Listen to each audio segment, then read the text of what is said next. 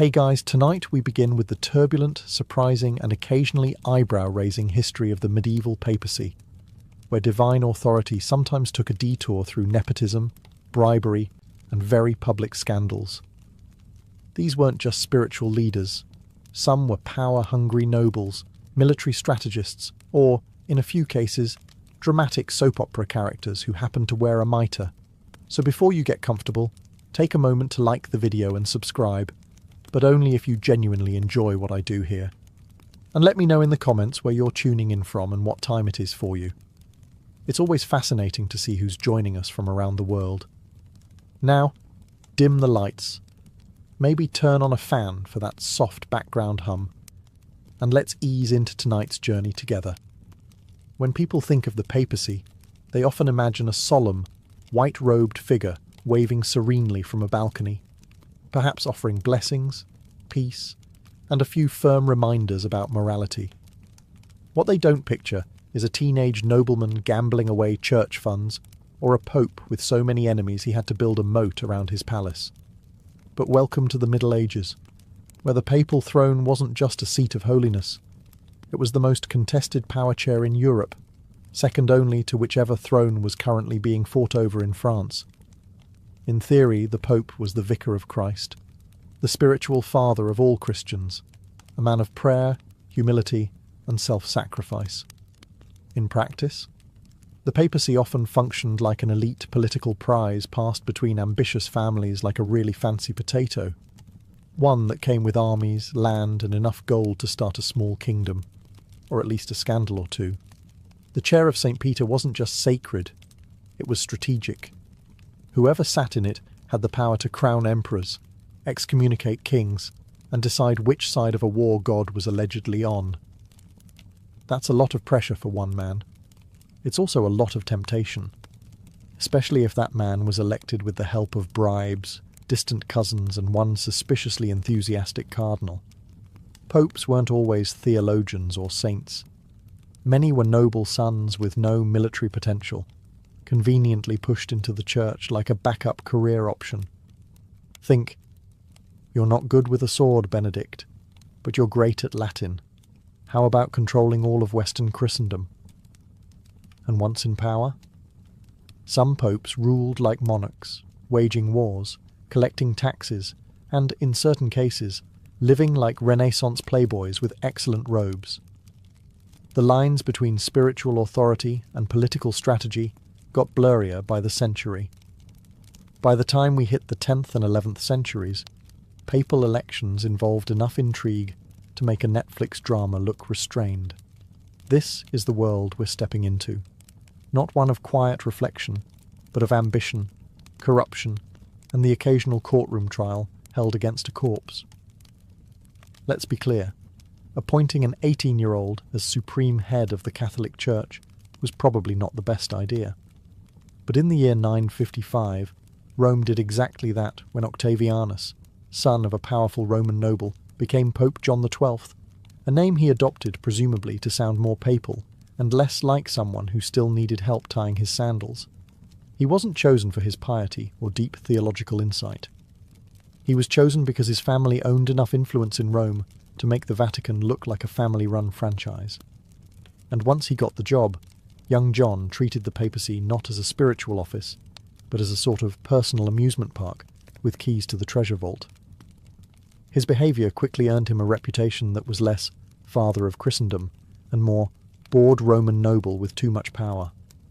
He allegedly gambled in the Lateran palace, drank excessively, toasted to pagan gods during feasts, and transformed the papal residence into something halfway between a pleasure palace and a very mismanaged hotel. Contemporaries accused him of turning the Lateran into a brothel. He reportedly ordained a deacon in a stable. He held wild banquets where the line between sin and sacrament got blurry, if it existed at all. One chronicler accused him of living like a satyr, which, in medieval diplomatic language, translates roughly to, "This man makes Caligula look reserved." Worse still, John had no qualms about mixing politics with personal vendettas.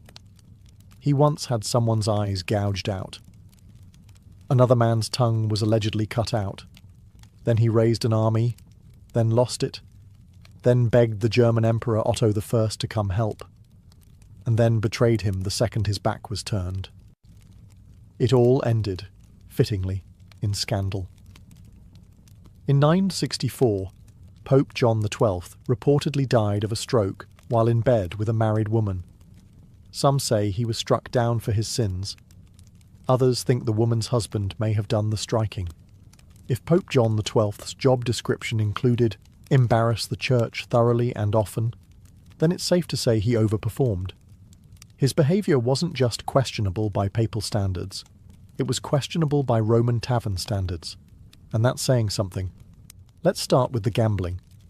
Medieval chroniclers were scandalised to find out that the Pope, the supposed vicar of Christ, enjoyed dice games so much that he allegedly played them during papal audiences. Nothing says, "Blessed are the meek," like rolling a natural 12 while collecting tithes. John was accused of invoking pagan gods while gambling, which, theologically speaking, is somewhere between deeply problematic and Old Testament smiting territory. But John wasn't finished. Reports suggest he kept a rotating cast of mistresses, some of whom were married, some of whom were nuns, and at least one of whom was likely just trying to deliver bread and left with regrets and rosaries. The Lateran Palace, once a centre of clerical learning, became something closer to a Roman bachelor pad with stained glass windows. Even his treatment of the church's most sacred traditions felt like parody. He was said to bless men with his left hand, which in medieval symbolism was basically the spiritual equivalent of flipping the bird. He offered church lands in exchange for favours, ordained a deacon in a horse stable, and reportedly toasted Satan during a drunken feast. To be fair, it's unclear whether this was a genuine theological error or just extremely bad party etiquette. The Roman nobles were furious. The German Emperor Otto I was even more furious, especially after John swore loyalty to him, then immediately turned around and plotted against him. Eventually Otto marched into Rome and deposed the young pope, installing a replacement who was, at the very least, sober.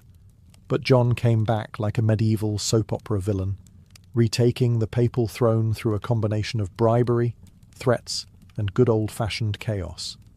If you thought one scandalous pope was enough, think again.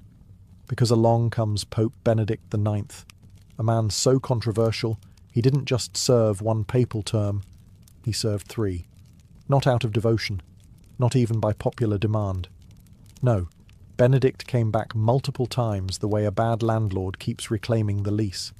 He first became pope in 1032 at about age 20, though estimates vary, which, to be clear, is still far too young to lead a global religion, especially when your hobbies include orgies, bribes, and wielding church authority like a child with a flamethrower.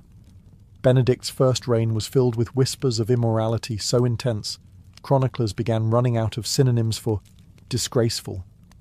One even wrote that his behaviour was feasting on the sins of the flesh, which is medieval shorthand for, "Please, someone stop this man." Accusations ranged from simony and extortion to the charming detail that he brought wild animals into the papal palace.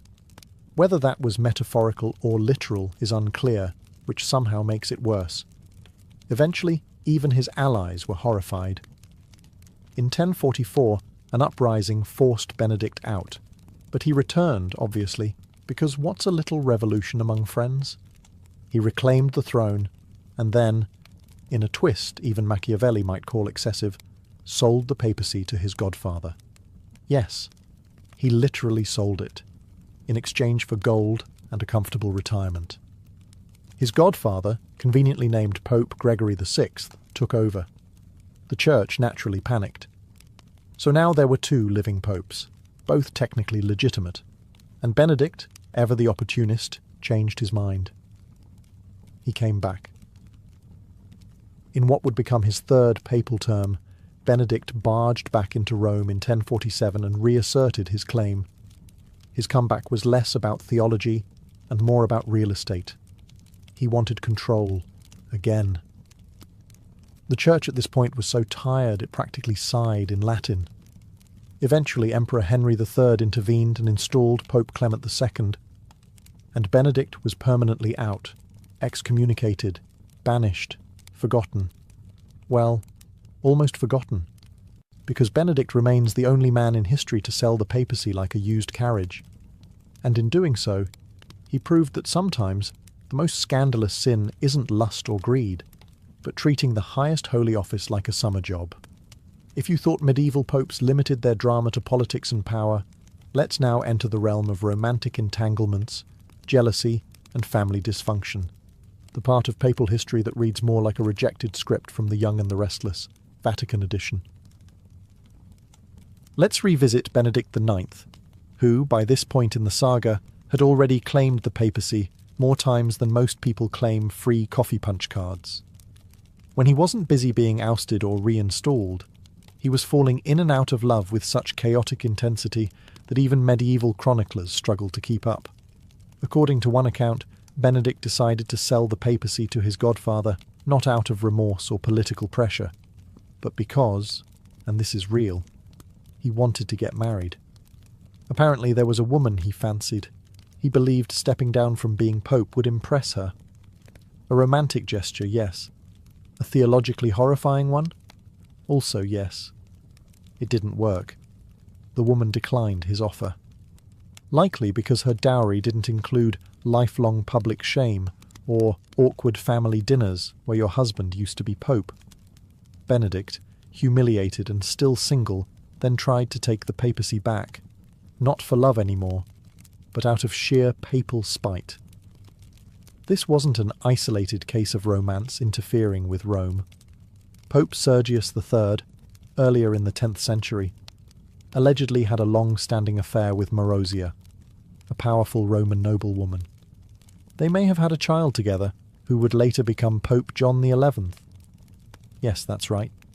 We had a pope who was the son of a pope, a concept which, theologically, breaks more rules than a medieval cook during Lent.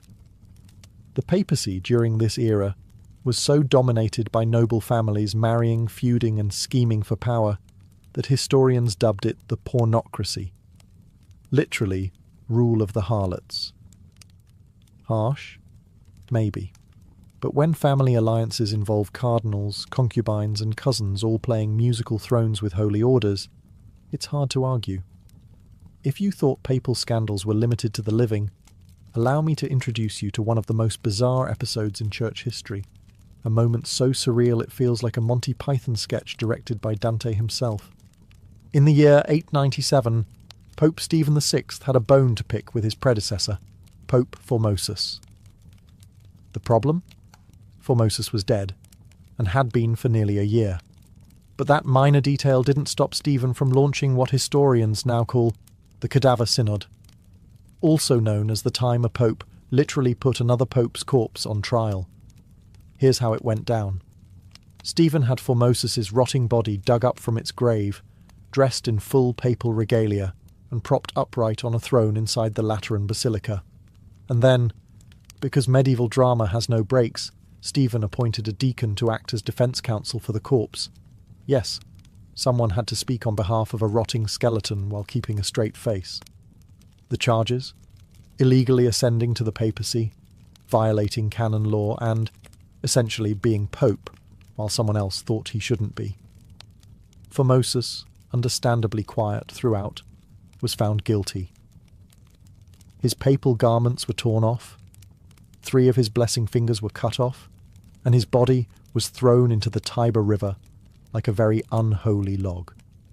Shockingly, not everyone thought this was a reasonable use of church resources. The spectacle caused widespread outrage, even by 9th century standards. Rome, already accustomed to ecclesiastical nonsense, collectively gasped. Riots broke out.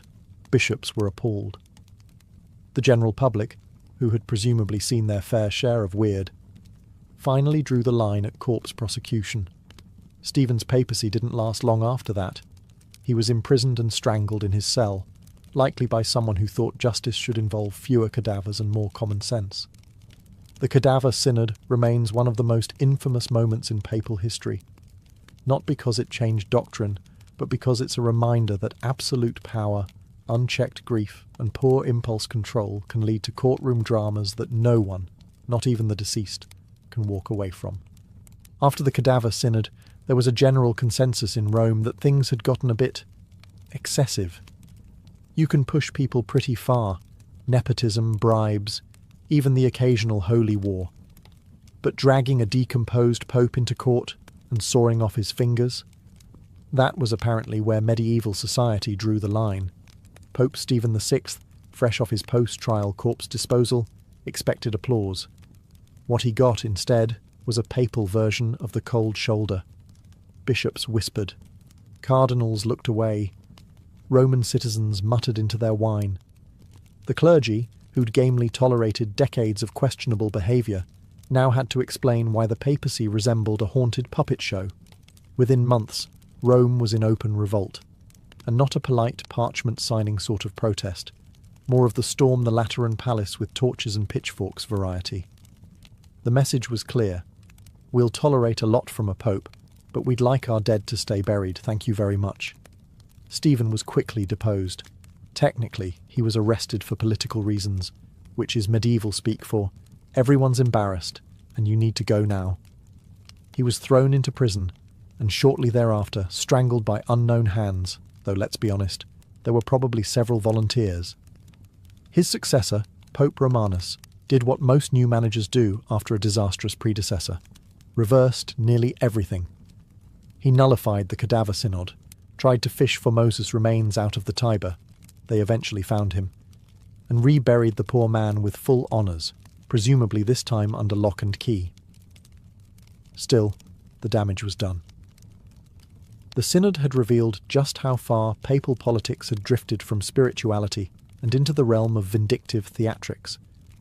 Faithful Christians, even the more gullible ones, had to ask, is the man in charge of our salvation emotionally stable enough to not yell at corpses? By the early 14th century, the papacy was in full retreat, from Rome, that is. And not for a spiritual sabbatical or architectural renovation, but because the French crown essentially kidnapped the Pope. Politely, of course. In 1309, Pope Clement V moved the papal court from chaotic, riot-prone Rome to the much calmer, wine-soaked town of Avignon, nestled snugly in the south of France. Thus began the period known as the Avignon Papacy, or as Rome might have called it, that time our Pope ghosted us for 70 years. Now, officially, the move was for safety. Rome, they said, was too dangerous, which it absolutely was.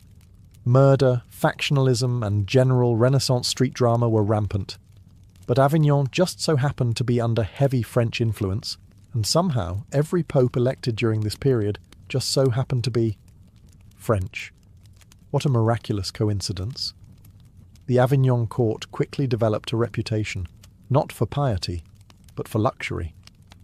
The papal palace was more Versailles than Vatican. Banquets, silks, tapestries, personal chefs, and entire wine cellars that could put a monastery under the table. One pope reportedly spent more on spices than on alms for the poor. You could argue he was seasoning souls. Diplomatic letters and complaints poured in from all corners of Christendom. Cardinals muttered about corruption. Local Italian nobles fumed. Pilgrims stared at the empty windows of St. Peter's Basilica and muttered, "Is anyone home?" But the Avignon popes were not in a hurry. Why return to Rome when Avignon had better plumbing, fewer mobs, and actual cheese courses? Still, cracks started to form. The church's image took a hit. Critics called it the Babylonian captivity of the church, comparing the papacy's absence to Israel's exile. Harsh? Yes. But when your holiest office is operating out of a French wine region, people notice. Eventually, pressure mounted.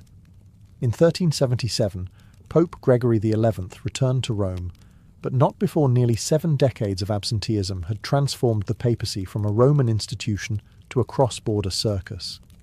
It was meant to be a safe haven. Instead, it turned into a gilded exile, with excellent catering. And just when things seemed to settle, the Church decided to up the chaos by electing 2 popes. If one pope can cause a scandal, and 2 popes can spark confusion, then 3 popes all claiming to be the real pope is officially what medieval historians refer to as a theological dumpster fire. After the Avignon papacy finally ended in 1377 and the papacy returned to Rome, the Church breathed a collective sigh of relief for about 5 minutes. Then Pope Gregory XI died. The Roman mob demanded an Italian pope, very loudly, with torches. So the cardinals, many of them French, quickly elected Urban VI, an Italian. Problem solved? Not exactly. Urban turned out to be, let's say, difficult. He scolded the cardinals, refused to compromise, and accused people of plotting against him, which, in fairness, they eventually did. The cardinals, regretting their decision almost immediately, declared the election invalid, citing mob pressure, and probably heartburn, and elected Clement VII instead. He set up shop back in Avignon. Thus began the Western Schism, where 2 popes claimed legitimacy, each excommunicating the other with great passion and zero self-awareness. It was like a very expensive divorce, but instead of splitting property, they split Christendom. Kings had to pick sides. France, Scotland and Spain backed Avignon. England, the Holy Roman Empire, and most of Italy stuck with Rome. Bishops were confused, parishioners were baffled, and salvation itself began to feel like a matter of geographic convenience. This 2-pope system went on for decades, but naturally, the Church found a way to make things worse. In 1409, a council in Pisa tried to resolve the issue by firing both popes and electing a third, Alexander V. But neither of the original popes stepped down. So now, for a brief and glorious moment in history, the Catholic Church had 3 popes. Each claimed to be the only legitimate one. Each excommunicated the others, and all 3 refused to share the Holy Hat. Finally, in 1417, the Council of Constance got serious. They deposed or pressured all 3 claimants to step aside and elected Pope Martin V, who presumably agreed not to start any more schisms for at least a week. If you thought the papacy couldn't possibly outdo corpse trials, papal sales, and spiritual 3-ways, allow me to introduce Rodrigo Borgia, better known as Pope Alexander VI, a man whose time in office was so decadent, even Renaissance Italy blushed.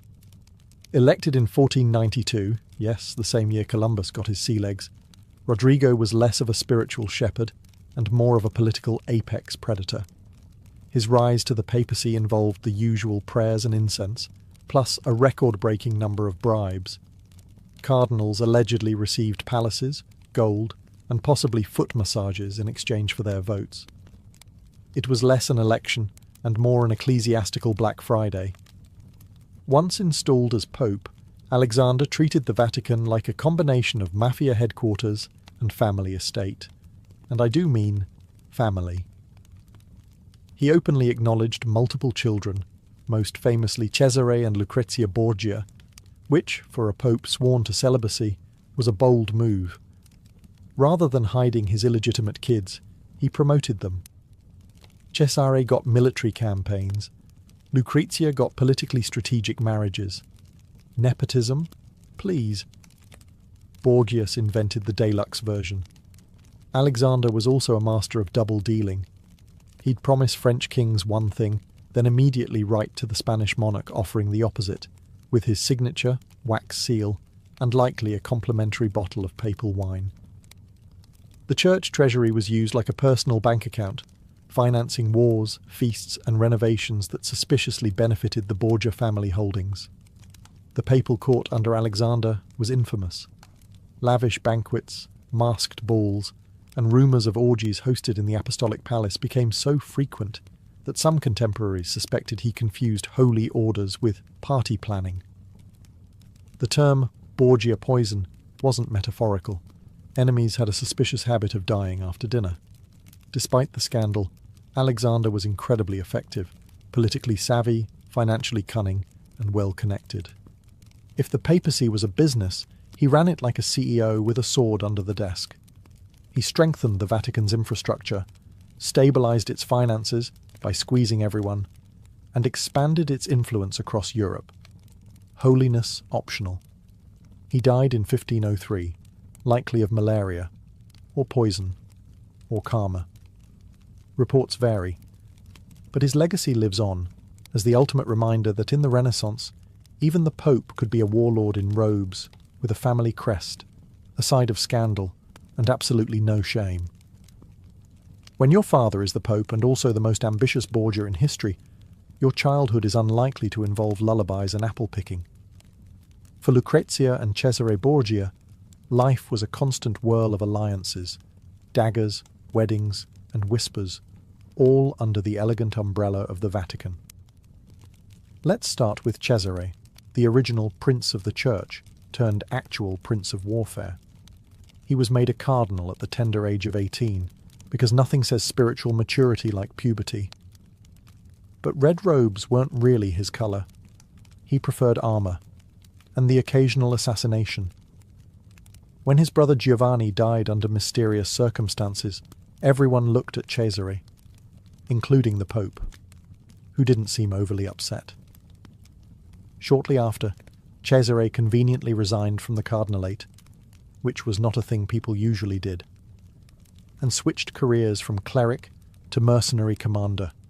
Think, holy man to hitman in under a month. Funded by church coffers and backed by dear old dad, Cesare cut a swath through central Italy, conquering cities and eliminating rivals like a papal version of Grand Theft Auto, Renaissance edition. Now, Lucrezia. History has been both cruel and confused about her. Depending on the source, she was either a brilliant political pawn or a scheming poisoner with a flair for drama. The truth is likely somewhere in the middle. She married 3 times, not out of romance, but because her father needed alliances. One husband was annulled, one mysteriously murdered. Cesare again, big maybe. And the third stuck around long enough for Lucrezia to become Duchess of Ferrara, and an actual patron of the arts. Rumours swirled, incest, poison rings, secret lovers hidden under Vatican trapdoors. Historians now believe much of this was political smear. Enemies of the Borgias couldn't beat them with swords, so they tried slander instead. Still, when you're the daughter of a pope and your brother is building a private army, it's hard to stay scandal-free. Together, Lucrezia and Cesare became the Renaissance's most infamous siblings, brilliant, dangerous, and photogenic in frescoes. They blurred the line between royal family and organised crime. And through it all, Pope Alexander VI looked on proudly, like a father at a school play, where everyone is accidentally stabbed by Act 2. By the time Pope Julius II took office in 1503, the papacy had already been through every scandal imaginable, from corpse trials to nepotistic empires. Julius, however, had no patience for subtlety or sin. He didn't want to poison enemies. He wanted to crush them with armies. Born Giuliano della Rovere, Julius ascended the papal throne with one hand on his mitre and the other gripping a sword. He didn't bother pretending to be pious. He knew what he wanted: power, art, and really dramatic armour. He was called the Warrior Pope, not sarcastically, but literally. The man led troops into battle wearing full plate. Not spiritually, physically. Julius wasn't just playing war. He personally commanded campaigns to reclaim lost papal states. He swore like a mercenary, carried weapons, and once shouted down rebellious cardinals like a drill sergeant in Latin. When critics questioned whether a pope should really be riding into battle, Julius responded with the ecclesiastical equivalent of "hold my wine." Despite his warlike temperament, Julius also fancied himself a patron of the arts. And boy, did he deliver. He commissioned Michelangelo to paint the Sistine Chapel ceiling, a job that Michelangelo hated so much he wrote angry poems about it while painting upside down, day and night. Julius would check in by climbing the scaffolding and yelling at him for being slow. Artistic encouragement, Roman style. He also commissioned Raphael to decorate his private apartments, and Bramante to start rebuilding St. Peter's Basilica. Basically, if there was a Renaissance rock star available, Julius hired them, and probably yelled at them at least once. His papacy was violent, expensive, and loud, like a Renaissance action film produced by the Vatican. But in the end, Julius left behind a reformed and expanded church state, a re-energized Rome, and some of the most iconic art in human history.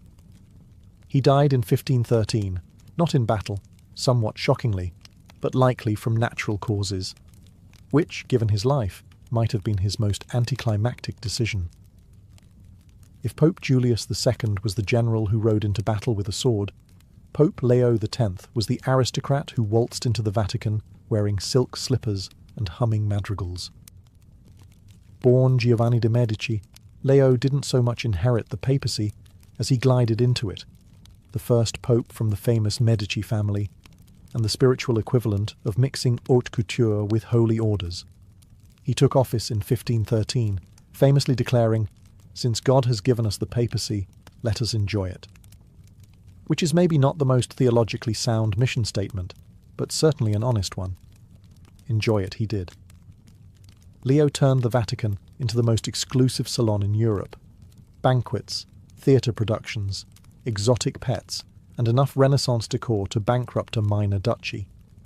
His pet elephant, Hanno, was so beloved that he had a custom marble house built for it, which says a lot about papal priorities at the time. Feeding the poor? Maybe tomorrow. Right now, Hanno needs another fruit platter. But Leo's indulgences, literal and figurative, went beyond exotic animals.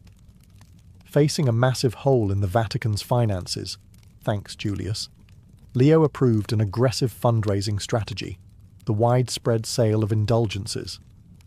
These were official church documents that, for the right price, promised to reduce time in purgatory. Sin now, pay later. It worked brilliantly. People lined up to buy spiritual discounts like they were at a Black Friday sale for souls. But not everyone was impressed. One particularly cranky monk in Germany, a certain Martin Luther, saw the whole affair and thought, absolutely not. Luther's famous 95 Theses, nailed to a church door in 1517, directly challenged Leo's indulgence policies, accusing the Pope of selling forgiveness like it was a meat market. Leo's response was leisurely. He called Luther a drunk German who will change his mind when sober. Spoiler, he didn't. Leo excommunicated Luther in 1521, but by then the Protestant Reformation had begun, and the Church's monopoly on salvation was slipping through its gilded fingers. Leo died the same year, reportedly from pneumonia, although some whispered it was from eating too much eel. Fitting, really, for a pope whose reign was indulgent in every possible sense. For over a millennium, much of the Western world believed that the human body was governed by four mysterious fluids: blood, yellow bile, black bile, and phlegm. This idea, known as the humour theory, became the foundation of ancient and medieval medicine. First proposed by Hippocrates in the 5th century BCE, and later expanded by Galen in the Roman Empire, the theory claimed that health was a delicate balance between these four substances. Illness? That meant one of your humours had gone rogue. Each humour was linked to a season, temperament, organ, and even personality type. Blood was warm and moist, linked to spring and a cheerful, sociable character. Yellow bile was hot and dry, associated with summer and anger. Black bile was cold and dry, linked to autumn and melancholy. Phlegm was cold and wet, tied to winter and a sluggish, calm disposition. So if someone was feeling overly weepy, ancient physicians wouldn't recommend therapy. They'd suggest dietary changes, or maybe a purgative to dry the excess black bile. Perhaps the most notorious treatment inspired by humour theory was bloodletting.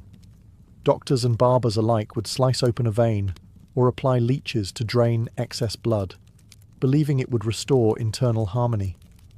This practice became so widespread that some patients died not from illness, but from too much treatment. George Washington's death in 1799 is often attributed in part to aggressive bloodletting based on these same ideas. Despite its obvious flaws, humorism wasn't entirely foolish. It was an early attempt to create a systematic understanding of the body. It acknowledged that different symptoms could stem from internal imbalances rather than supernatural curses. It promoted close observation of the patient, what they ate, how they slept, the colour of their urine or spit. In some ways, it was the beginning of clinical reasoning, albeit wrapped in flawed biology, and it was stubborn. Humour theory survived into the Renaissance, influencing medicine, psychology, and even art. Treatments ranged from herbal remedies and dietary regimens to vomiting and enemas, all designed to realign the humours. If ancient doctors didn't know what was wrong with you, their first response was often chillingly simple: let the blood flow. Bloodletting became the go-to cure for everything from fevers to headaches, bad dreams to broken hearts.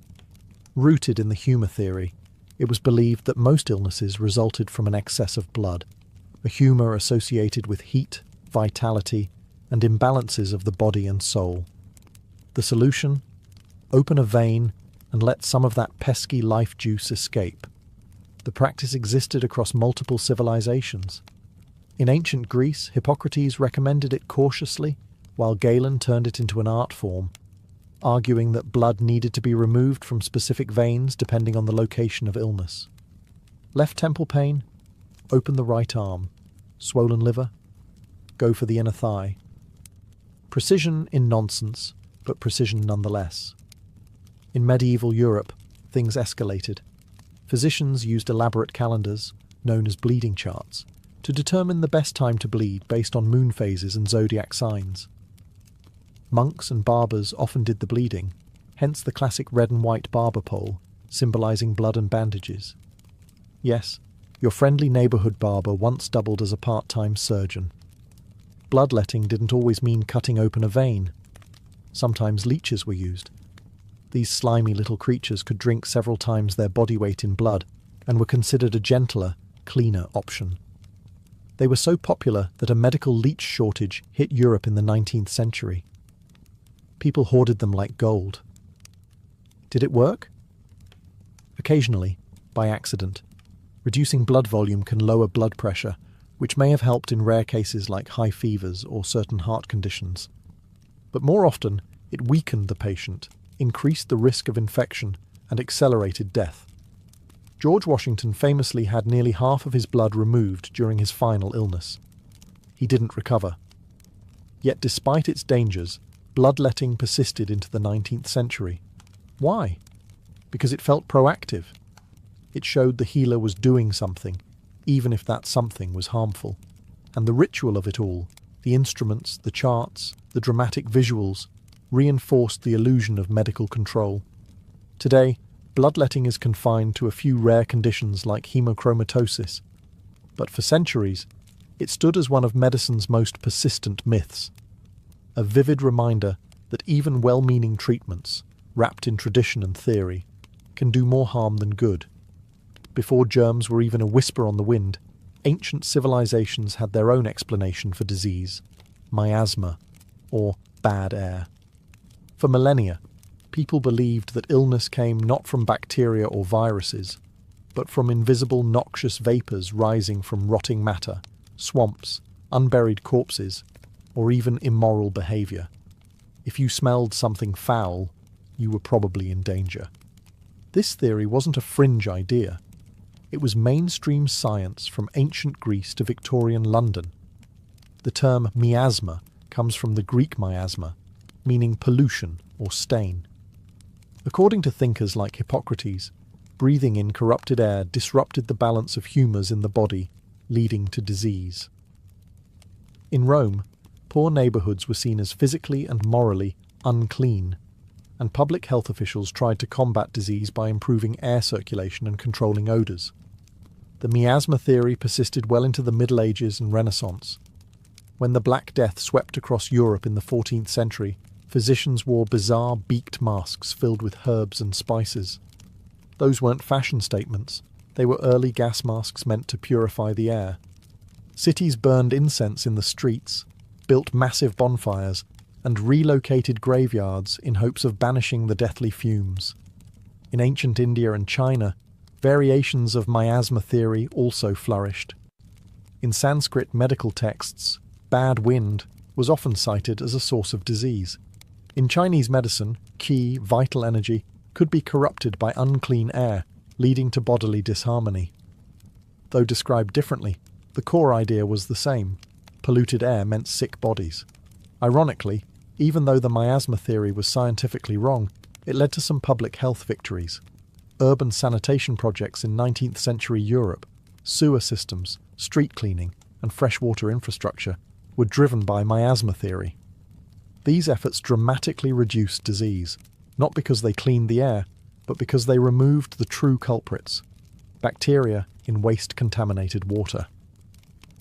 The real death blow to the miasma model came in the mid-19th century with the work of scientists like John Snow and Louis Pasteur, who proved that cholera and other diseases were caused by microbes, not mist. But by then, miasma had left a lasting imprint on city planning, architecture, and medical thought. In the ancient world, the line between medicine and poison was razor thin, and often ignored entirely. Many treatments that were prescribed with the utmost seriousness would horrify a modern doctor. Chief among these was mercury, the glistening metal that fascinated physicians across cultures for centuries. To the ancients, it wasn't toxic, it was magical. In ancient China, mercury, called cinnabar when found in red crystalline form, was prized in Taoist alchemy. It was believed to promote immortality and spiritual enlightenment. Some emperors ingested pills made of mercury and arsenic to preserve youth. The result? Agonizing death by heavy metal poisoning. Qin Shi Huang, the first emperor of China, may have died from mercury elixirs intended to make him eternal. The Greeks and Romans weren't innocent either. Mercury was used as a laxative, a disinfectant, and even as a treatment for skin diseases. Later, in the Islamic Golden Age and medieval Europe, it became a favoured remedy for syphilis, applied topically, injected, or inhaled. Patients would drool uncontrollably, lose their teeth, and slowly go mad. But if the disease went into remission, the treatment was considered a success. And mercury was just the beginning. Take mandrake, a root shaped vaguely like a human figure. Across the Mediterranean, it was considered a powerful anesthetic and fertility aid, but also dangerously hallucinogenic.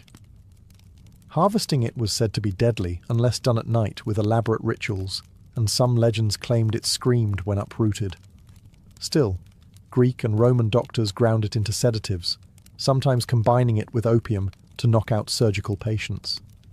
There was also lead, found in cosmetics, wine additives, and medical salves. Romans sweetened their wine with a syrup made by boiling grape juice in lead pots. Delicious, but slowly toxic. Chronic exposure caused everything from infertility to madness, but few made the connection. Even crocodile dung was fair game, used in Egyptian contraceptive formulas. That's right. Insert, hope for the best, and thank the gods. Why did these dangerous treatments persist? Because when medicine is based on symbolism, myth, and trial and error, anything is fair game. If something had a strong smell, a dramatic effect, or a strange shape, it was likely to be deemed powerful. And sometimes, by sheer accident, it worked. The ancient pharmacy was a cabinet of wonders and horrors. And while many of its remedies were lethal, they also reflect something deeply human, the willingness to try anything in the face of suffering, even if that meant drinking poison in search of a cure. When you think of ancient Egyptian medicine, one iconic image dominates: the mummy. But while embalming was primarily a ritual of religion and death, it also reveals a surprising amount about how the Egyptians understood the human body, and where they strayed, sometimes wildly, from anything we'd call science today. The Egyptians were obsessed with preservation. They believed that to achieve immortality, the body had to remain intact. This led to one of the most intricate embalming procedures in history, removing internal organs, drying the body with natron salts, and wrapping it meticulously in linen. The brain, removed through the nose with a hooked tool, then discarded. Ironically, one of the most complex organs was deemed useless, Yet their embalming skills required a functional knowledge of anatomy. They knew how to locate and remove the liver, lungs, stomach, and intestines. They understood the placement of muscles, bones, and vessels. In many ways, the embalmers were the closest thing ancient Egypt had to surgeons, practitioners who learned by taking the body apart. That said, their understanding of function lagged far behind their knowledge of form. They believed the heart was the centre of thought, memory, and emotion. Hence, why it was left in place or preserved separately. The brain? It was nothing more than filler. They thought disease came from blockages in bodily channels, often caused by evil spirits or unclean food. Remedies included herbal treatments, prayers, and spells, medicine and magic interwoven. Embalming also influenced Egyptian medical practice in another peculiar way. Mummified remains became ingredients. In Greco-Roman times, ground mummy powder, called mumia, was sold as a medicine. People believed consuming it could cure anything from headaches to internal bleeding. It didn't. It just meant people were swallowing embalmed human remains mixed with resin and linen. Despite the mystical framing, Egypt also had medical texts like the Ebers Papyrus, listing hundreds of remedies for wounds, digestive issues, and reproductive health. Some were surprisingly effective, involving honey, a natural antibacterial, mouldy bread, hello penicillin precursor, and castor oil. Others involved crocodile dung, amulets, or invoking gods. In the medieval Islamic world, one man stood at the crossroads of myth and medicine, Avicenna, also known as Ibn Sina. Born in 980 CE in present-day Uzbekistan, Avicenna became a towering figure in both philosophy and science. His most enduring work, the Canon of Medicine, was a sprawling medical encyclopedia that dominated Islamic and European medicine for centuries. Avicenna inherited the legacy of Greek thinkers like Hippocrates and Galen, but he didn't just copy their ideas. He refined, challenged, and organized them into a more coherent system. The canon was structured like a master guidebook. Definitions of disease, anatomy, pharmacology, diagnostics, and treatments. It spanned everything from bladder stones to melancholia to rabies. But even Avicenna, brilliant as he was still shackled to the humour theory. He elaborated on the four humours and even assigned them to personalities and organs. Yet his genius lay in how systematically he applied these ideas. He emphasised observation, experimentation, and logical reasoning. A huge step forward in medical methodology, even if his biology was flawed. One of his greatest contributions was in pharmacology. Avicenna catalogued hundreds of drugs, categorized their effects, and insisted on testing them in controlled conditions. He warned against over-medicating and emphasized the importance of diet and environment in healing. This holistic approach, treating not just symptoms but lifestyle, feels surprisingly modern. His surgical knowledge was limited, but his understanding of contagious diseases was ahead of his time. Avicenna described diseases spreading through water, soil, and air, tiptoeing dangerously close to germ theory. He even recommended quarantine during outbreaks, centuries before it became common practice. In Europe, the Canon of Medicine was translated into Latin in the 12th century and used as a university textbook until the 1600s. It was revered not just for its content, but for its clarity. To European physicians wading through mysticism and superstition, Avicenna's book was like medical scripture. Of course, he wasn't perfect. He still believed in astrology, temperaments, and that gold could be used medicinally. But in an age where bleeding, chanting, and guesswork were common, Avicenna offered something precious: order, logic, and a systematic way to learn from patients. In short, he didn't banish the myths, but he brought medicine out of the fog and onto a path of critical thinking. For that alone, Ibn Sina earned his place in the Hall of Medical Giants. If Hippocrates was the father of medicine, Galen was its long-reigning emperor. Born in 129 CE in the Roman Empire, Galen became the most influential medical thinker of the ancient world. So influential, in fact, that his errors shaped medicine for over a millennium. Galen was brilliant, yes, but he was also spectacularly wrong in ways that haunted Western medicine deep into the Renaissance. Galen believed in the four humours, but he took the theory to theatrical new heights. He insisted that each organ had a primary humour, that diseases were caused by humoral imbalances, and that restoring equilibrium required precise treatments like bloodletting, purging, or diet manipulation. His anatomical writings were considered gospel, but here's the twist. He never dissected a human body. Roman law forbade it, so Galen relied on animal dissection, mostly monkeys and pigs. The result? A cascade of flawed assumptions. He believed the liver produced blood, which then travelled to the rest of the body through invisible pores in the heart. He thought the brain cooled the blood like a radiator, and that the heart didn't circulate blood.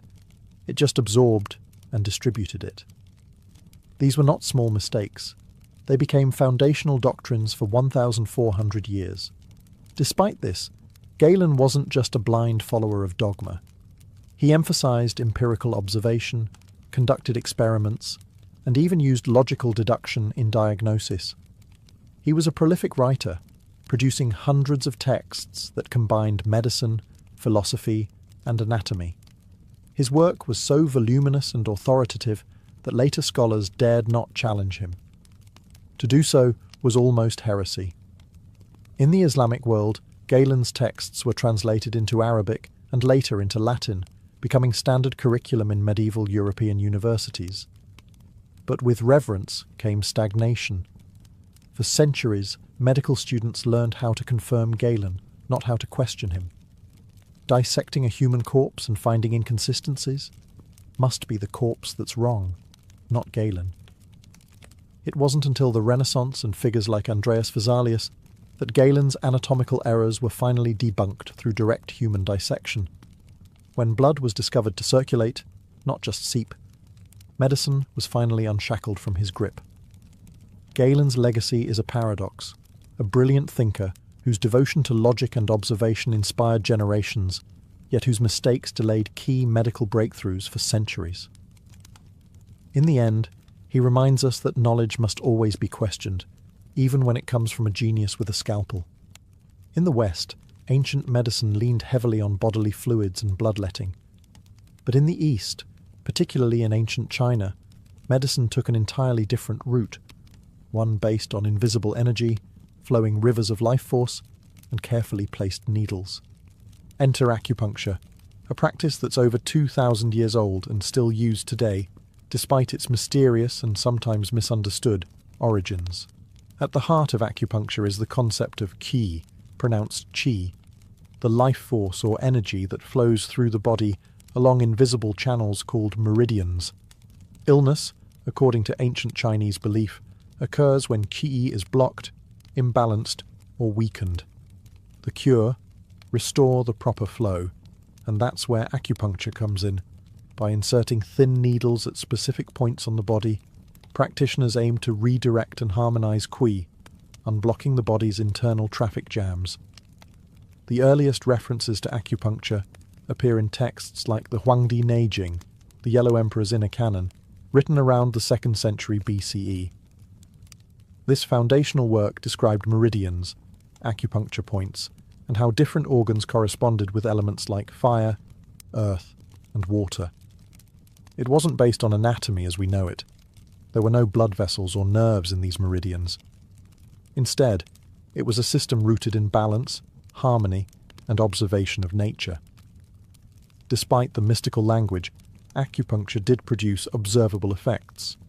It could reduce pain, induce relaxation, and, in some cases, improve recovery, likely due to the body's own endorphin release and nervous system responses. In ancient times, these effects were interpreted as evidence that qi had been restored. Acupuncture wasn't used alone. It was part of a larger framework of traditional Chinese medicine, TCM, which included herbal remedies, dietary regulation, cupping therapy, and moxibustion, burning herbs near the skin. The goal was always the same: to restore internal balance and sync the body with the natural world. Western medicine remained skeptical for centuries, especially because acupuncture's anatomical claims didn't match scientific models. But in the modern era, studies have shown that while meridians may not exist physically, acupuncture can influence the nervous system, reduce chronic pain, and even help with nausea or migraines. It's not magic, it's biology, reframed.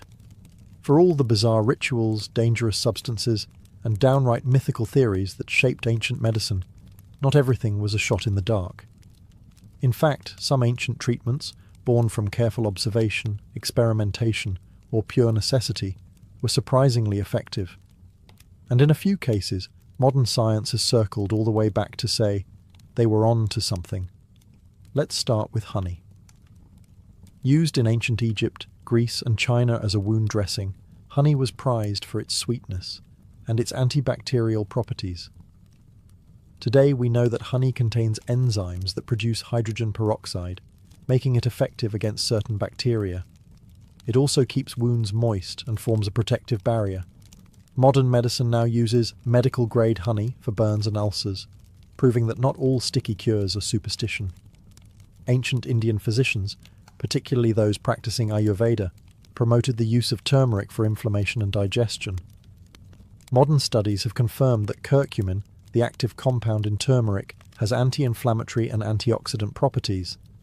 It doesn't cure everything as once claimed, but it's not just spice cabinet snake oil either.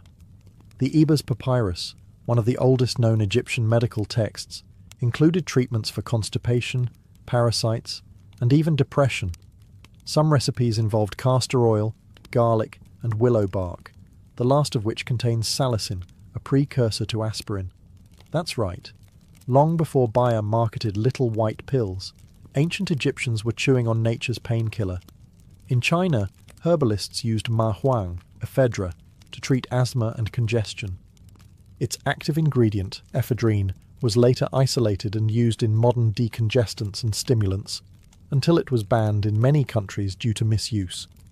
Still, it showed that even without a molecular understanding, ancient physicians could identify potent compounds through trial and error. The Greeks, particularly Hippocrates, emphasized diet and lifestyle as medicine.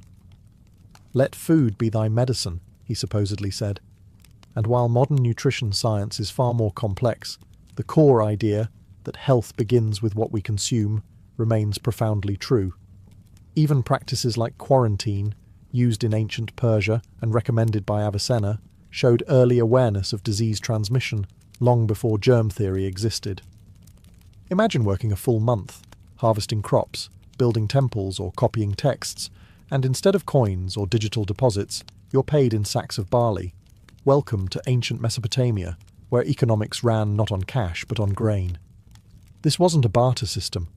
It was a remarkably organized, centrally controlled economic structure, with temples and palaces acting as proto-bureaucracies, and in many ways, early banks. In places like Uruk and Lagash, salaries were calculated based on social status, profession, and productivity. A high-ranking temple official might receive hundreds of litres of grain per month, while a labourer received enough for subsistence. Alongside barley, wages could also be paid in beer, oil, wool, or even bread. These items weren't randomly chosen. They were commodities with stable value and constant demand. Think of them as the gold standards of Mesopotamian daily life. But how did anyone keep track of all this grain flowing through the economy? Enter the mighty clay tablet. Covered in cuneiform script, these early accounting records listed workers' names, tasks, rations, and even tax payments. The scribes, essentially the accountants of their day, used standardized measures and symbols. One tablet might read, 2 workers, 5 days, 3 litres of barley per day. Multiplied over thousands of labourers, you can imagine the scale of coordination required. Temples weren't just places of worship. They were economic engines. They controlled vast tracts of land, employed thousands, and stored food supplies for redistribution.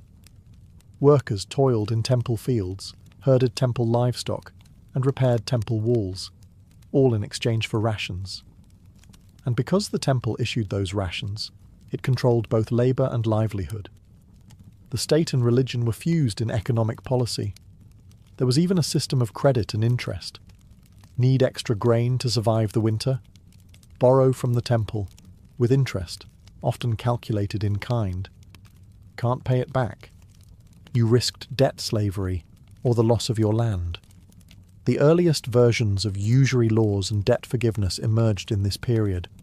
Some kings, recognizing the danger of runaway debt, periodically erased obligations in grand gestures of economic reset, what we might call a jubilee. If Mesopotamia ran on barley, ancient Egypt ran on the Nile and its grain. The river wasn't just a water source, it was the economic backbone of the entire civilization. Each year, the Nile's flood deposited fertile silt along its banks, enabling large-scale agriculture. And from this reliable rhythm came one of history's most centralized and state-controlled economies. Egypt didn't use coins until the very end of the Pharaonic period. For most of its history, it functioned on a redistribution economy. Farmers paid a portion of their harvest, usually grain, as tax to the state.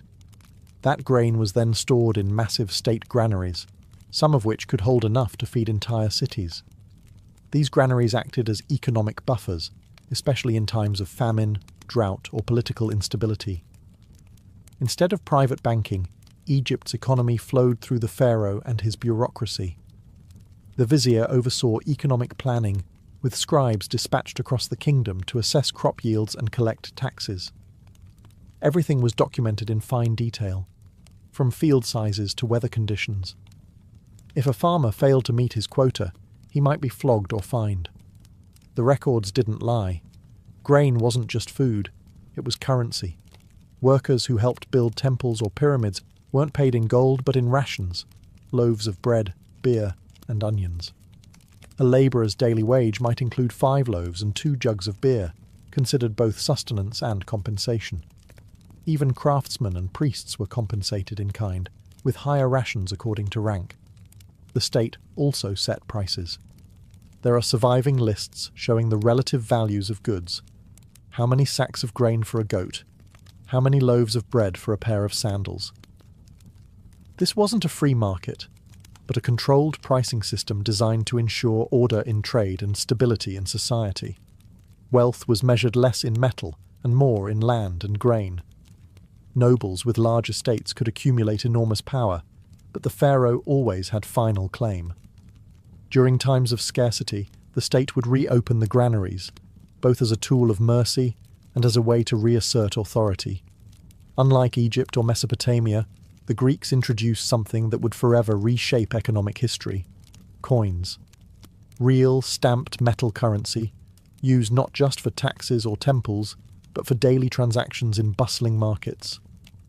This wasn't just a technological innovation, it was a psychological one. It created trust in value, backed not by grain or gods, but by a shared idea of worth hammered into silver and bronze. The earliest Greek coins emerged around the 7th century BCE in Lydia, but it was the city-states of mainland Greece, like Athens, Corinth, and Aegina, that developed monetary economies. Athens, for instance, minted the famous owl tetradrachms, made of pure silver mined from the Laurian mines in Attica. These coins weren't just currency, they were propaganda. The owl, symbolizing wisdom and Athena, reminded users of where the coin came from and who guaranteed its value. Coins enabled rapid trade and taxation. Instead of hauling grain or livestock, merchants could pay port fees or soldiers with a handful of coins. And crucially, coins allowed for standardized value. This was especially important in pan-Hellenic trade networks, where dozens of city-states with different economies still needed to conduct business. A coin with a recognizable stamp became a passport of trust. But Greek economics wasn't just about shiny coins and markets. Wealth inequality was a chronic issue. In many city-states, including Athens, land was concentrated in the hands of a few, while indebted farmers struggled to survive. That's why reformers like Solon famously cancelled debts and banned debt slavery, moves that weren't just humanitarian, but essential for social stability. There were also early experiments in price control and rationing. In times of war or famine, some polis imposed limits on bread prices or restricted grain exports. The state wasn't afraid to step in when the market turned cruel. And it wasn't just the government using economics strategically. Temples were major economic players too. Sanctuaries like Delphi or Delos operated as financial centres, holding treasuries, lending money, and even issuing receipts. Religion and economy were entwined, just with more marble. Greek philosophy also influenced economic thought. Plato and Aristotle wrote about the dangers of usury, the morality of profit, and the ideal balance between self-sufficiency and commerce. Economics for them wasn't just math, it was ethics. In Greece, the coin was born. But so was the debate. How do you manage wealth, power, and fairness in a world where money now moves faster than grain? By the time Rome rose to power, the ancient economy had entered a new phase, imperial scale. The Roman Republic, and later the Empire, oversaw vast territories stretching from Britain to Egypt. With this expansion came an enormous challenge: how to fund the machine that kept legions marching, aqueducts flowing, and emperors firmly in power. At the heart of Rome's economic engine was taxation. Unlike earlier civilizations where payments were made in grain or goods, Rome relied heavily on coinage, especially after the silver denarius became the standard. Citizens paid taxes in coins, while provinces paid tribute, often collected in precious metals or bulk commodities. And if you were conquered, you paid for the privilege of losing. Tax collection, however, wasn't always neat. Rome often used a system called tax farming. Wealthy private individuals, known as publicani, would pay the state up front for the right to collect taxes in a region. Whatever they gathered beyond that sum was their profit. Unsurprisingly, this led to abuse and extortion, especially in distant provinces where oversight was weak. Cicero himself railed against corrupt tax farmers in his speeches. The empire also maintained a military payroll that dwarfed anything in the ancient world. Soldiers were paid in coins and land grants, a powerful incentive for loyalty. The state minted millions of coins annually, drawing silver from mines in Spain and gold from Dacia. But maintaining this system was expensive. When revenues dipped, emperors often debased the currency, reducing silver content to stretch the supply. This practice, while temporarily effective, led to inflation and public distrust. Rome's economy wasn't all taxes and war. There was a vibrant market economy, especially in urban centres. Markets were filled with imported luxuries: silk from China, pepper from India, glassware from Egypt. Trade was facilitated by Roman roads, ports, and a relatively safe Mediterranean dubbed Mare Nostrum, our sea. State-controlled grain doles in cities like Rome provided free or subsidized bread to thousands, keeping the poor fed and politically quiet. Wealth inequality, however, was stark. The elite senatorial class owned vast latifundia, or plantations, worked by slaves. Small farmers were often driven into debt or absorbed by larger estates. Economic mobility was limited, and prosperity flowed upward. Rome showed the world what a monetized, centralized economy could look like, but it also revealed the cracks: inflation, exploitation, and a growing gap between the taxed and the taxing. Sound familiar? Some problems, it seems, are timeless. As the Roman Empire marched into the 3rd and 4th centuries CE, its economy began to wobble, then crack. Trade networks strained, military costs ballooned, and worst of all, confidence in the imperial currency collapsed. The story of late Roman economics is a cautionary tale of what happens when a government tries to fix a financial crisis by tampering with its own money. The early silver denarius, once the bedrock of Roman commerce, had steadily lost value. In a desperate attempt to pay soldiers and public officials, emperors began to debase the coinage, diluting the silver content with cheaper metals like copper and lead. A coin that once held real value became little more than a metal token. Trust eroded, prices rose, and suddenly inflation wasn't just a word, it was daily reality. By the time of Emperor Diocletian in the late 3rd century, inflation was spiralling. Bread that once cost 1 coin could now cost 100. In response, Diocletian issued the infamous edict on maximum prices in 301 CE. This massive decree attempted to fix prices on everything from wheat to labour to lion meat. It even set maximum wages for professions. Violation of the edict could mean death. Sounds decisive, but it failed spectacularly. Sellers refused to part with goods at government-mandated prices, the black market exploded, and enforcement became nearly impossible. The edict faded into irrelevance, a monument to how command economics can't override supply and demand. To stabilize the chaos, Diocletian and later Constantine attempted monetary reform.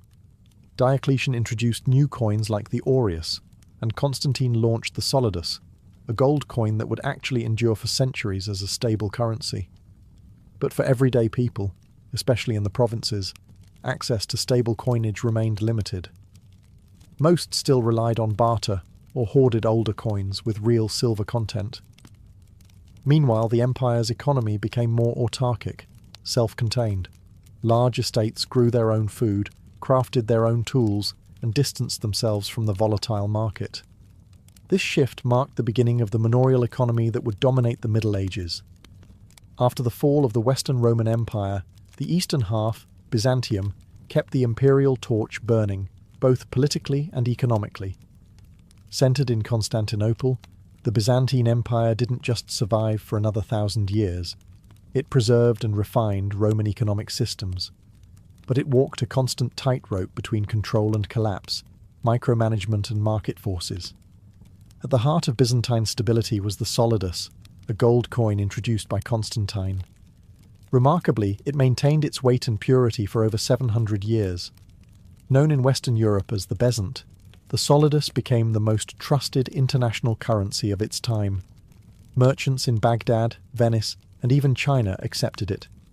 In a world riddled with debased currencies, Byzantium's gold was pure and its reputation priceless. But that didn't mean the economy ran on laissez-faire principles.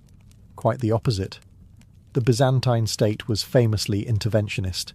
It set official prices for bread, wine, oil, and other staples in Constantinople. The annona system, inherited from Rome, ensured that grain shipments from Egypt and other provinces fed the capital regularly, free of market volatility. This was a political necessity. If bread disappeared or prices spiked, riots followed. The people of Constantinople were famously not shy about their dissatisfaction.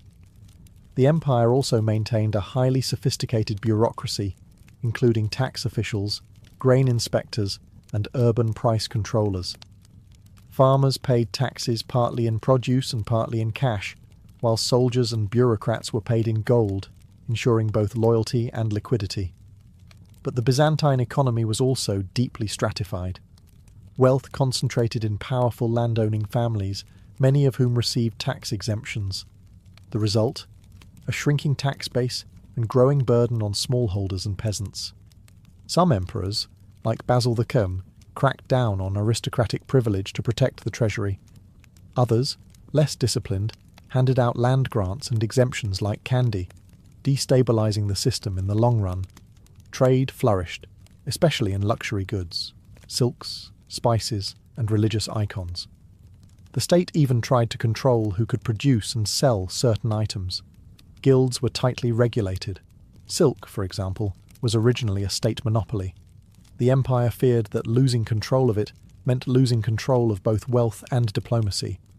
While the Mediterranean world was calculating taxes in denarii and hoarding solidi, ancient China was quietly developing one of the most sophisticated and long-lasting economic systems in human history. Centered around agriculture, particularly rice and millet, China's economy also birthed radical innovations: standardized coinage, bureaucratic taxation, and even the world's first paper money. In early dynasties like the Zhou and Qin, land ownership was tied directly to tax obligations. Farmers paid their dues in grain or labour, either to the state or local lords.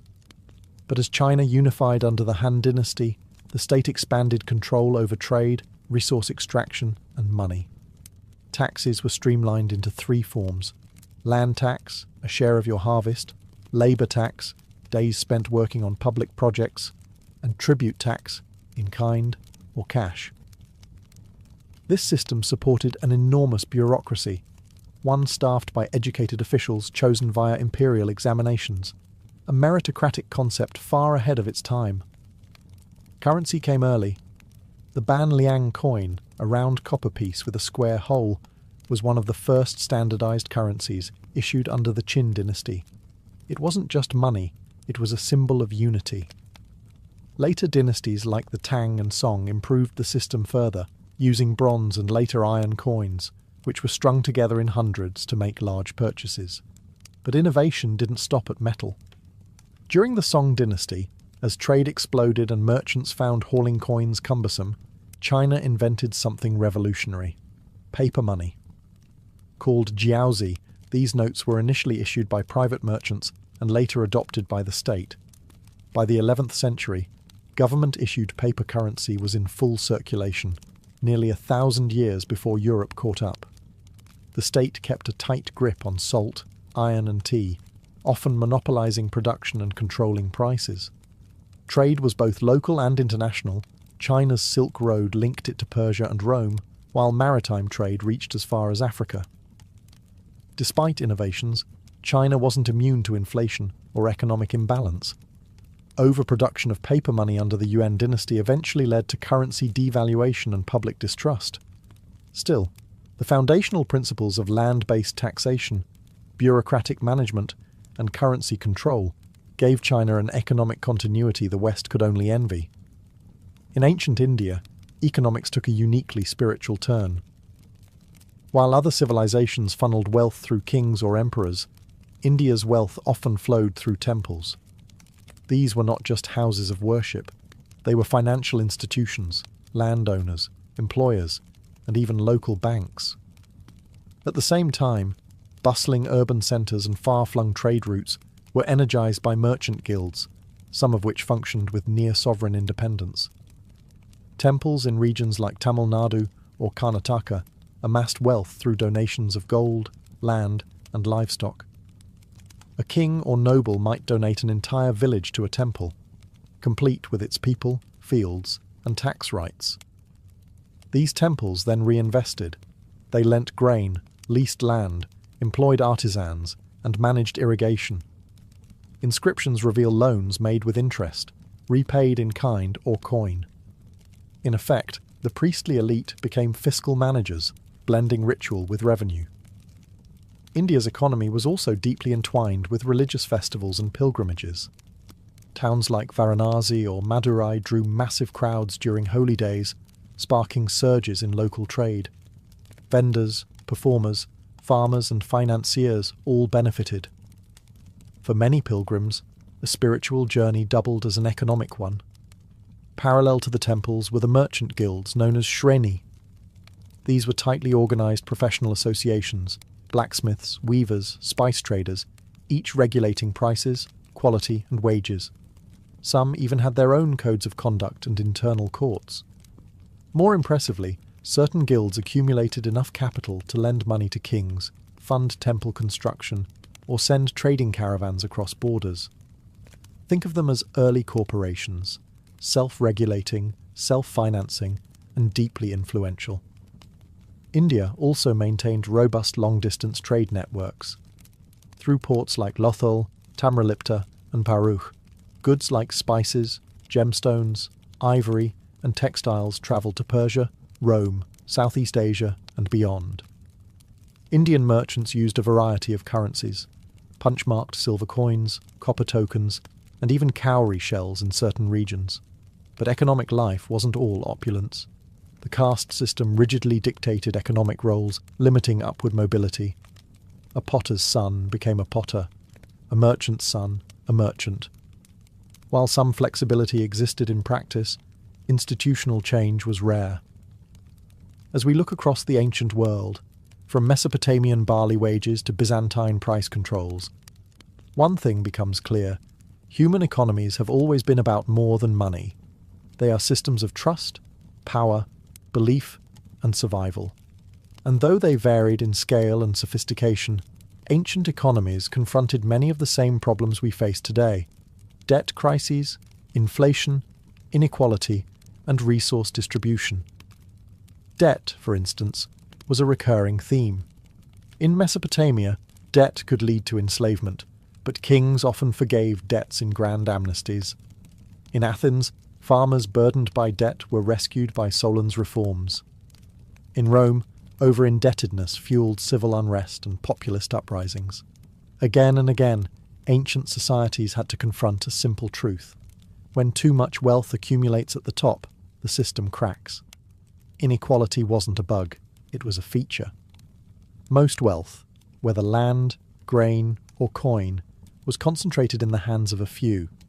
Empires like Rome or India saw small farmers slowly crushed under taxes and competition from elite landowners. The result? Widening social divides, political instability, and eventual decline. Sound familiar? Inflation was another universal plague. Rome's currency collapse in the 3rd century mirrors modern fears about money printing. The Byzantines tried to hold the line with the solidus, while China swung between innovation and overreach with paper money. These civilizations show us that trust in currency is fragile, and once lost, difficult to restore. Yet there's also a lesson in resilience. Ancient economies were incredibly adaptive. When coinage failed, people returned to barter. When the market collapsed, communities leaned on temples or guilds. When central control wavered, local systems filled the gap. The absence of modern banks didn't mean chaos, it meant creativity. Another takeaway? Economics was always social. It wasn't just about markets and production, but rituals, festivals, kinship networks, and cosmic order. A temple's vault, a farmer's field, and a king's tax collector were all tied together in a shared worldview about how wealth should move and who should control it. In the end, the ancients didn't solve economic inequality or invent a perfect system. But they understood what we sometimes forget, that economies are human ecosystems, and like all ecosystems, they flourish only when balance is maintained. Ignore that balance, and even the strongest empire can fall, grain by grain, coin by coin. Imagine you've travelled for days, maybe even weeks, through the dusty hills and olive groves of ancient Greece. You're not here for sightseeing or worship in the usual sense. You're here because you're desperate. Your joints ache, your eyesight is fading, or perhaps something more mysterious troubles you, something the village doctors can't explain. And so, you've come to the sanctuary of Asklepios at Epidaurus. Not a hospital, not a clinic, but a divine healing complex nestled in the hills of the Peloponnese, where medicine and miracles meet. As you approach the sanctuary, the first thing you see isn't a grand temple, but a series of orderly structures: baths, gymnasiums, a stadium, even a massive theatre. You wonder, is this really a place of healing? But then you cross the boundary into sacred ground, where normal rules no longer apply. The air smells of burnt offerings and medicinal herbs. Pilgrims whisper prayers. Sacred dogs roam freely. And everywhere, yes, everywhere, there are snakes. Non-venomous, of course, but still unsettling. These are the sacred animals of Asklepios, believed to carry his healing power. A priest, or therapeutes, meets you and begins a ritual purification.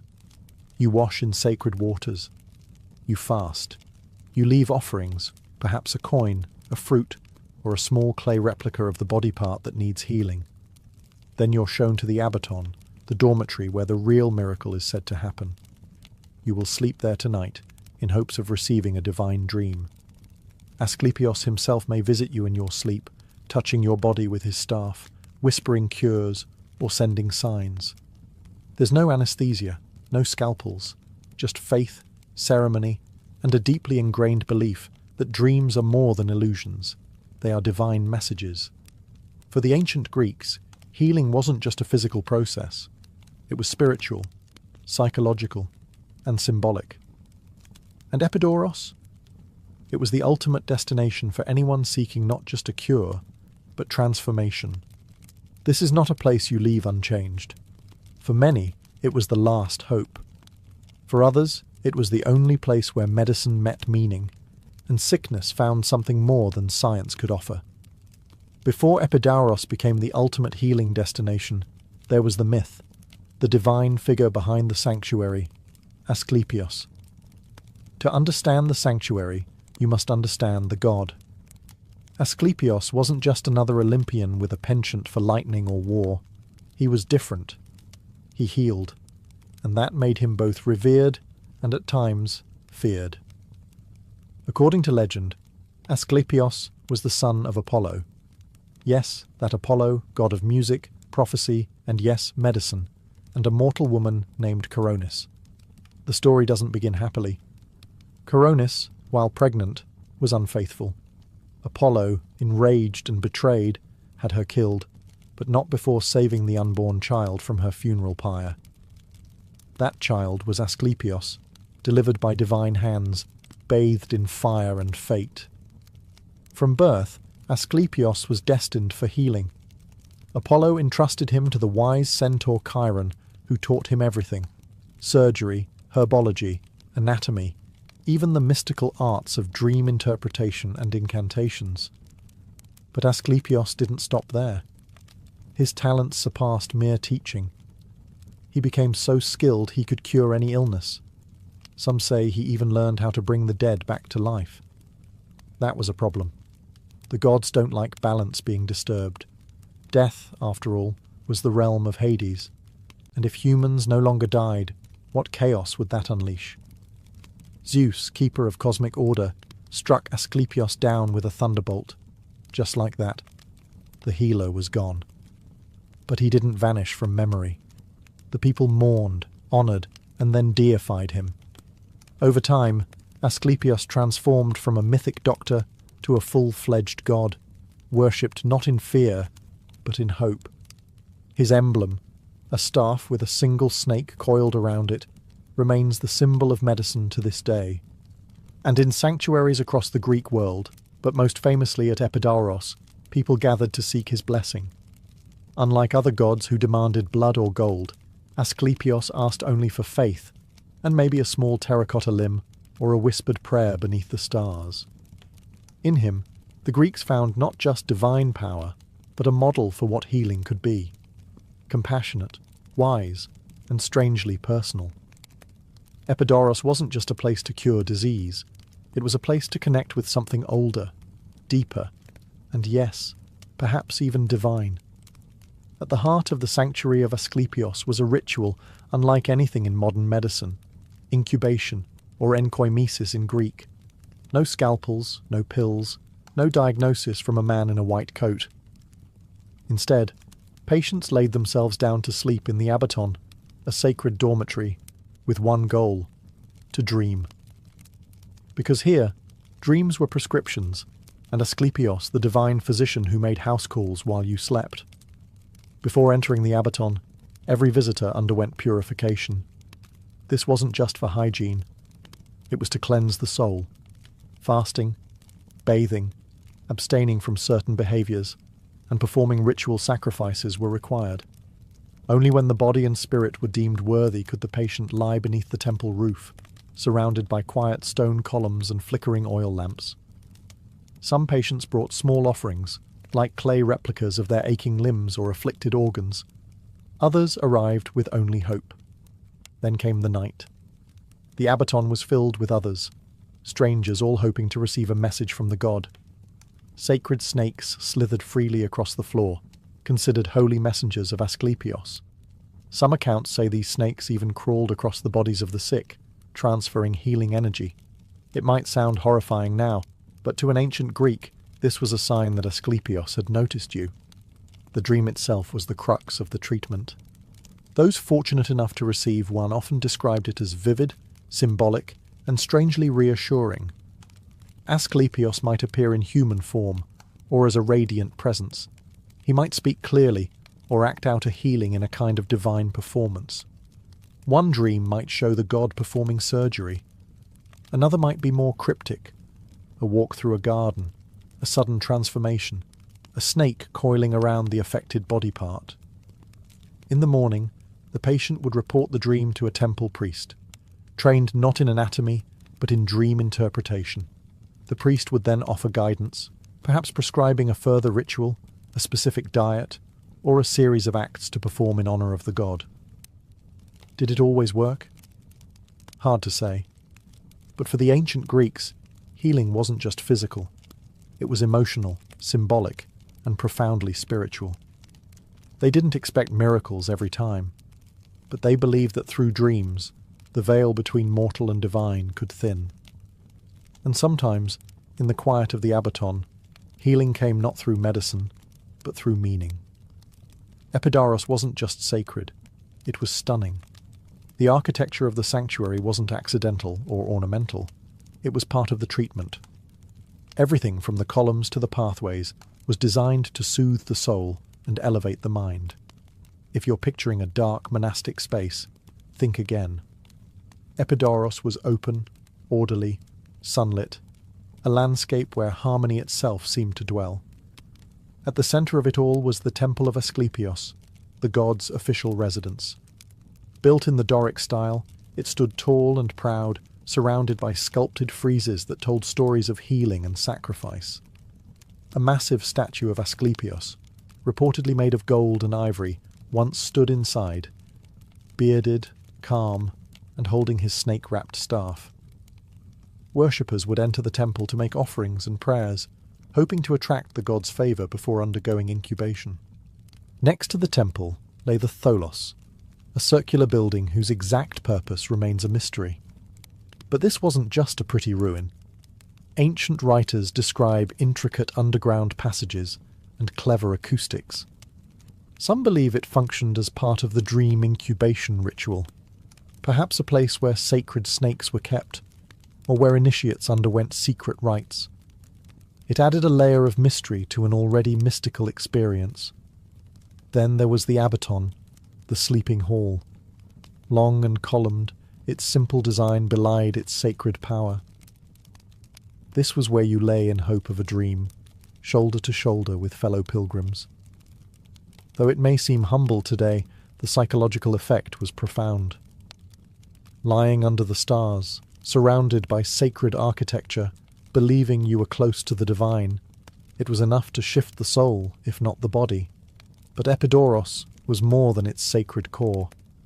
There were baths, gymnasiums, stowers for walking and contemplation, and even a theatre, the largest of its kind, seating over 13,000. Why a theatre in a healing sanctuary? Because mental stimulation, laughter, and storytelling were part of the cure. Greeks understood that healing wasn't just about herbs and prayers. It was about environment, mood, and emotion. Even aesthetics were therapeutic. Let's clear something up. Epidaurus wasn't all dreams and divine visions. While enkoimesis was the central ritual, the sanctuary offered a surprisingly diverse range of physical treatments that might look oddly familiar to modern wellness centres. The ancients didn't separate the mystical from the practical. They combined them into a healing system that was ritualistic, symbolic, and surprisingly hands-on. Take, for example, therapeutic baths. Water was considered sacred, a purifier not just for the body, but for the soul. Patients would bathe in spring-fed pools, often before rituals, as a form of cleansing. These weren't casual dips. They were part of the preparatory phase of healing. The Greeks believed that washing the body opened it to divine influence. It was step one in resetting the self. Then there was dietary regulation. The priests at Epidaurus often prescribed specific diets based on one's condition. Light foods, wine diluted with water, fasting. This wasn't about calorie counting. It was about balance. Ancient Greek medicine, influenced by Hippocratic thought, saw disease as imbalance and food as a tool to restore harmony. Ritual fasting before sleep in the Abaton was thought to make the dream state more potent and vivid. Physical activity was also encouraged. Patients walked in the colonnades, exercised in the gymnasia, and attended performances in the theatre. Emotional release, movement, and even communal laughter were seen as integral to healing. They didn't have a word for mental health, but they understood that the mind mattered. And what better therapy than a well-timed Greek tragedy followed by a hearty laugh? And yes, there were snakes. Sacred to Asklepios, they symbolized renewal, wisdom, and the cyclical nature of life. Non-venomous serpents slithered through the temple and dormitory spaces. Their touch during sleep was believed to be a healing sign. If a snake approached you in the abaton, the gods were listening. Terrifying? Maybe. But to the ancients, it was sacred reassurance. Even minor surgeries and wound care were performed. Though rudimentary by today's standards, they had tools, salves made from honey and herbs, and even basic antiseptic knowledge. Combined with prayer and ritual, these treatments were holistic in the truest sense. Epidaurus welcomed everyone. Unlike some ancient temples where only elites passed through marble gates, the sanctuary of Asklepios was a beacon to all: farmers, merchants, nobles, slaves. Sickness didn't discriminate, and neither, it seemed, did the god of healing. That inclusivity made Epidaurus not just a place of worship, but a living archive of human suffering and hope. Patients arrived from all corners of the Greek world and beyond, some limping, some blind, some carried in on makeshift stretchers by friends or family. Others came for chronic illnesses, mental torments, infertility, or unexplained maladies that baffled local physicians. If regular cures had failed, you came here. If no cure had been tried, you came anyway. And it wasn't just the sick who journeyed to Epidaurus. Often, entire families would make the pilgrimage. Some brought their ill children. Others accompanied elderly relatives, hoping for one last chance at relief. In this way, the sanctuary became a bustling mosaic of human stories, each one longing for a divine reply. We know about these people not just from archaeological remains, but from the inscriptions they left behind. On marble slabs near the abaton, dozens of testimonies were carved in stone. Patient case studies, if you will. One recounts how a man with a paralyzed arm dreamed of Asklepios massaging it and awoke cured. Another tells of a blind woman who, after dreaming of the god touching her eyes, regained her vision by morning. Some stories are dramatic, even theatrical. Others are humble and short, but all of them pulse with the same theme: gratitude. These inscriptions served a purpose beyond record-keeping. They were public proof, evidence of miracles meant to inspire faith and attract future pilgrims. Imagine walking into the sanctuary, frightened and sick, and reading the carved story of someone just like you who walked out healed. Hope, after all, is contagious. But not everyone was cured. For every miracle etched in stone, there were surely many unrecorded disappointments. And yet, even in failure, patients often left feeling transformed. Perhaps it was the sense of community, the ritual process, or the sheer beauty of the place. Perhaps it was simply being seen, not as a lost cause, but as someone worthy of divine attention. Behind the tranquil rituals and marble columns of Epidaurus was a small army of people who kept the sacred machinery of healing running. This wasn't a free-for-all where pilgrims showed up and hoped for magic. There was a structure, an ancient, theocratic healthcare system, run by those who knew the rituals, interpreted dreams, and fed the snakes.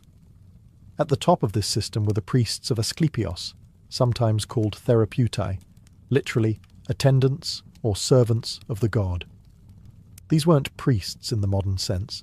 They acted as caretakers of both the temple and its patients. Part spiritual guides, part psychologists, part ritual technicians, they were trained in the precise ceremonies and dream interpretations that formed the sanctuary's core. When a patient awoke from an incubation sleep, it was these priests who listened to their dreams and translated divine symbolism into actionable steps. But not everything was left to divine whispers. The sanctuary also employed physicians, influenced by Hippocratic and Galenic methods. Some were probably hybrids, trained in both practical medicine and sacred rites. They recommended diets, administered salves and massages, and even performed minor surgeries. These healers understood that while divine power could be invoked, practical measures couldn't be ignored. Then came the dream interpreters, specialized priests whose sole purpose was decoding the cryptic nocturnal messages from Asklepios. If you dreamt of snakes wrapping around your neck, or of a god performing surgery with a golden blade, they'd determine what it meant. A change in behavior, a new offering, a ritual to repeat. Their interpretations could be gentle or alarming, but always carried weight. Support staff also played a role. Temple attendants cleaned the dormitories, managed the sacred animals, maintained the grounds, and guided newcomers through the process. Sacred musicians provided calming melodies in the background, especially during ceremonies. Even scribes were essential. They carved the miracle testimonies into stone, documenting the divine resume of Asklepios, one healing at a time. These people weren't just functionaries. They were custodians of belief, carefully preserving the delicate balance between hope and expectation. At Epidaurus, healing didn't just come from the god. It came through human hands acting in sacred service. And for thousands of pilgrims, that structure gave the experience legitimacy. This wasn't chaos. It was choreography, a divine dance between gods, dreams, and very human helpers.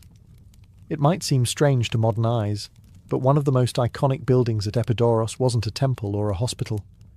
It was a theatre, a massive one.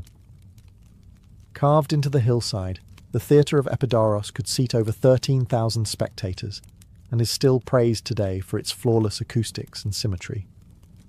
But what was a theatre doing in a sanctuary of healing? For the ancient Greeks, the answer was obvious. Drama was therapy. Attending a performance wasn't just about entertainment. It was a ritual, a cleansing of the soul, a process they called catharsis. The emotions evoked by Greek tragedies and comedies, grief, joy, anger, laughter, weren't distractions from illness. They were treatments. Watching a play about fate and suffering might help a grieving mother release her sorrow. A comedic performance could break the isolation of someone paralyzed by fear. This was group therapy, ancient style. The theatre also connected patients to the mythic worldview that underpinned the sanctuary. Many of the plays performed dealt with themes of divine justice, human error, healing, and redemption. Figures like Orestes, Electra, or even Asklepios himself might appear on stage. Their stories weren't just entertainment. They were mirrors, showing the audience how even gods and heroes struggled with pain, loss, and rebirth. More than that, the theatre served a social function. Pilgrims came from all over the Mediterranean, each with their own dialects, traditions, and gods. In the theatre, they sat side by side, laughed together, cried together. That shared emotional experience helped break down barriers. You were no longer a stranger with an illness. You were part of a healing community. Scholars believe performances at Epidaurus were carefully timed to coincide with major religious festivals for Asklepios. After sacrifices, rituals, and dream incubation, patients could attend the theatre and reflect on what they had experienced. It was the final act of a multi-day therapeutic journey, one that involved the body, the spirit, and now, the emotions. When you walk through the ruins of Epidaurus today, it's hard not to feel the weight of history pressing softly against the silence. The columns may be broken, the statues weathered, but the spirit of the sanctuary still lingers in the air. And what it represents is something the modern world is just beginning to remember, that healing is more than a prescription. It's an experience. For centuries, the sanctuary of Asklepios thrived as the premier healing centre of the ancient world. Other Asklepioea existed, in places like Kos and Pergamon, but Epidaurus was the heart. Even the Romans, practical as they were, respected its power. The sanctuary remained active until the rise of Christianity, when pagan temples were shuttered or repurposed. The sacred snakes vanished. The dream halls went quiet.